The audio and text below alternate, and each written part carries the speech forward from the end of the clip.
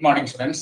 At the university question, apply Euler's method to determine the value of y at x is equal to 0.1, 0.2, and 0.3 for y dash is equal to 1 minus y.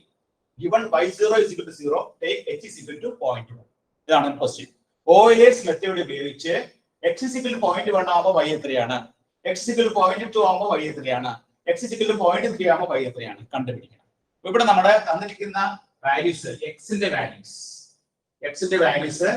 0, 0.1, 0.2, 0.3 y യുടെ value y0 0 ആണ്. ഈ value നമുക്ക് അറിയില്ല, ഈ value അറിയില്ല, ഈ value അറിയില്ല. അപ്പോൾ നമുക്ക് കണ്ടുപിടിക്കേണ്ടത് ഇത് നമുക്ക് x0, ഇത് x1, ഇത് x2, ഇത് x3, ഇത് y0, y1, y2, y3. ഇവിടെ കണ്ടുപിടിക്കേണ്ടത് y1, y2, y3 മൂന്ന് വാല്യൂസ് ആണ് കണ്ടുപിടിക്കേണ്ടത്. തന്നിരിക്കുന്നത് എന്താണ്? x0, x1, x2, x3 തന്നിട്ടുണ്ട്, y0 തന്നിട്ടുണ്ട്. അതുപോലെ h എന്ന് പറയുന്നത് എന്താണ്?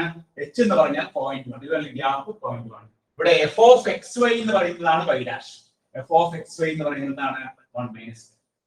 ഇവിടെ നമ്മൾ ഓയിലേഴ്സ് മെത്തേഡ് ഉപയോഗിച്ച് പ്രോബ്ലം ചെയ്യുമ്പോൾ നമ്മൾ ഓർത്തിരിക്കേണ്ട ഫോർമുല ഇതാണ്, yn plus 1 is equal to Euler's method formula yn plus 1 is equal to yn plus h into f of xn yn. ഇതാണ് ഫോർമുല. yn plus 1 ആണ് ഫോർമുല. എന്താണ്? yn plus h into f of xn.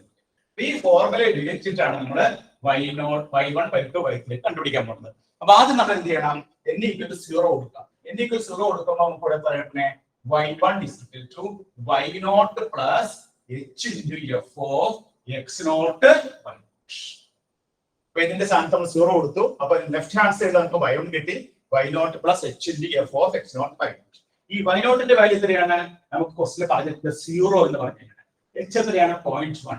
f of x0 എത്രയാണ്? x0 0 ആണ്, y0 എത്രയാണ്? 0 ആണ്. അപ്പൊ നമുക്ക് കിട്ടുന്ന വാല്യൂ നോക്കാം, 0 plus 0.1 f of 0, f of xy ലെ x ന് 0 കൊടുക്കുക, y ക്ക് 0 കൊടുക്കുക. അപ്പൊ നമുക്ക് into 1. അപ്പൊ നമുക്ക് ഫസ്റ്റ് വാല്യൂ നമുക്ക് കിട്ടുന്നത് എത്രയാണ്? 0.1. അപ്പൊ y1 ന്റെ വാല്യൂ നമുക്ക് കിട്ടിക്കഴിഞ്ഞു. y1 ന്റെ വാല്യൂ 0.1 കിട്ടി. ഇനി അടുത്ത n equal to എന്ന് കൊടുക്കണം, 1 കൊടുക്കാം. 1 കൊടുക്കുമ്പോൾ y2 is equal to y2 plus ഇതിന് നമ്മൾ 1 കൊടുത്തു കഴിയുമ്പോൾ y2 is equal to y1 plus h into f of x1 y. That is y1 എന്ന് പറഞ്ഞാൽ ഇപ്പൊ കിട്ടിയ വാല്യൂ ആണ് 0.1 plus 0.1 f of x1 എത്രയാണ്? 0.1. y1 എത്രയാണ്? y1 is equal to 0.1. That is 0.1 plus 0.1 into f of 0.1 എന്ന് പറഞ്ഞാൽ 1 minus 0.1. അപ്പോൾ നമുക്ക് കിട്ടുന്ന ആൻസർ എത്ര നോക്കാം, 0.1 plus 0.1 into 1 minus 0.1. 1 minus 0.1 എന്ന് പറയുമ്പോൾ 0.09. 1 minus 0.1 നമുക്ക് 1 minus 0.1നെ നമ്മൾ 0.1 കൊണ്ട് ഗുണിച്ച് കഴിയുമ്പോൾ 0.1 കൊണ്ട് ഗുണിച്ച് കഴിയുമ്പോൾ നമുക്ക് കിട്ടുന്ന ആൻസർ 0.09 ആണ്. 0.09. അപ്പോൾ 0.1 plus 0.09 നമുക്ക് കിട്ടുന്ന ആൻസർ 0.19. രണ്ടാമത്തെ ആൻസർ y2 എന്നുള്ളത് 0.19. ഇനി അടുത്ത് നമുക്ക് y3 കിട്ടണം. y3 കിട്ടാണ്ട് n is equal to 2 കൊടുക്കാം. അപ്പോൾ y3 is equal to y2 plus 0.1 f of x1 x2 y2. x2 എത്രയായിരുന്നു? x2 is equal to 0.2.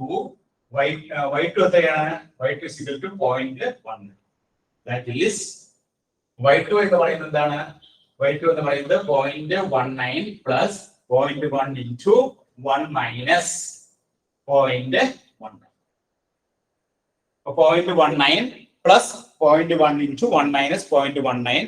അത് നമ്മൾ സിംപ്ലിഫൈ ചെയ്ത് കഴിയുമ്പോൾ നമുക്ക് കിട്ടുന്ന വാല്യൂ എത്രയാണ്?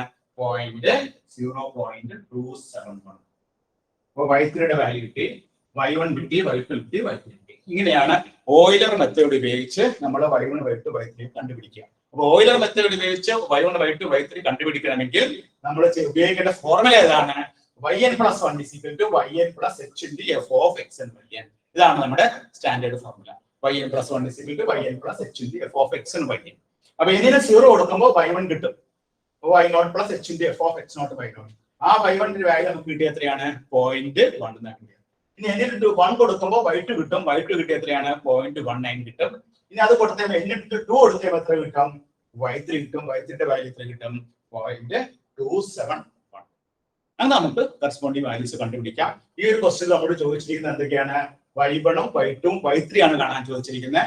y1 എന്ന് പറഞ്ഞാൽ x1 എന്നുള്ളത് 0.1 ആകുമ്പോൾ, y2 എന്ന് പറഞ്ഞാൽ x1 എന്ന് പറഞ്ഞാൽ 0.2 ആകുമ്പോൾ, y3 എന്ന് പറഞ്ഞാൽ x is equal to 0.3 ആകുമ്പോൾ നമ്മൾ ഈ ഫോർമുലയിൽ വെറുതെ സബ്സ്റ്റിറ്റ്യൂട്ട് ചെയ്യാം. ഇവിടെ f of xy എന്ന് പറയുന്നതാണ് y dash. y dash എന്ന് പറയുന്നത് dy by dx ആണ്. ആ dy by dx ആണ് നമ്മൾ എന്ത് പറയുന്നത്? f of xy എന്ന് പറയുന്നത്. ഈ dy by dx ആണ് നമ്മുടെ f of x കേട്ടോ. അപ്പൊ അതില് ഇങ്ങനെ വാല്യൂസ് മാറ്റി കൊടുത്തുകൊണ്ട് വരുമ്പോൾ നമുക്ക് കറസ്പോണ്ടിങ് വാല്യൂസ് കിട്ടും. അപ്പൊ നമുക്ക് കിട്ടുന്ന വാല്യൂസ് y1ന്റെ വാല്യൂ 0.1, y2ന്റെ വാല്യൂ 0.19, y3ന്റെ വാല്യൂ 0.27. ഓക്കെ.